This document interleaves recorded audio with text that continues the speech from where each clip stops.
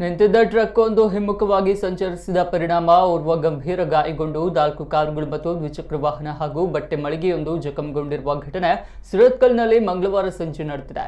ಮಂಗಳೂರು ನೋಂದಣಿಯ ಸರಕು ಹೇರಿಕೊಂಡಿದ್ದ lorry Ro-Ro ರೈಲಿನಲ್ಲಿ ತೆರಳುವ ಸಲುವಾಗಿ ಸುರತ್ಕಲ್ ಪೇಟೆಯಲ್ಲಿ ನಿಲ್ಲಿಸಲಾಗಿತ್ತು. ಚಾಲಕ ಲಾರಿಯನ್ನ ರಸ್ತೆಯ ಪಕ್ಕದಲ್ಲಿ ನಿಲ್ಲಿಸಿ ಹೊರಗೆ ತೆರಳಿದ್ದ ಎನ್ನಲಾಗಿದೆ. ನಿಲ್ದಾಣದ ರಸ್ತೆಯಲ್ಲಿರುವ ಭಾರತ್ ಪೆಟ್ರೋಲ್ ಬಂಕ್ ಬಳಿ ನಿಲ್ಲಿಸಲಾಗಿದ್ದ ಲಾರಿ ಯೂಟರ್ನ್ನಲ್ಲಿ ಸಲೀಸಾಗಿ ಹಿಮ್ಮುಖವಾಗಿ ಚಲಿಸಿ ವಿರುದ್ಧ ಪಾರ್ಶ್ವದಲ್ಲಿರುವ ಮೂಡ ಮಾರುಕಟ್ಟೆಯ ಪಾರ್ಕಿಂಗ್ನಲ್ಲಿ ನಿಲ್ಲಿಸಲಾಗಿದ್ದ ಕಾರುಗಳಿಗೆ ಡಿಕ್ಕಿ ಹೊಡೆದಿದೆ ಎನ್ನಲಾಗಿದೆ. ಕಾರಿನ ಬಳಿ ನಿಂತಿದ್ದ ಓರ್ವನಿಗೆ ಗಂಭೀರ ಗಾಯಗಳಾಗಿದ್ದು ಆತನನ್ನ ಸಮೀಪದ ಖಾಸಗಿ ಆಸ್ಪತ್ರೆಗೆ ದಾಖಲಿಸಲಾಗಿದೆ ಎಂದು ತಿಳಿದು ಬಂದಿದೆ. ಘಟನಾ ಸ್ಥಳಕ್ಕೆ ಸುರತ್ಕಲ್ ಸಂಚಾರ ಪೊಲೀಸರು ಭೇಟಿ ನೀಡಿ ಪರಿಶೀಲಿಸಿದ್ದಾರೆ.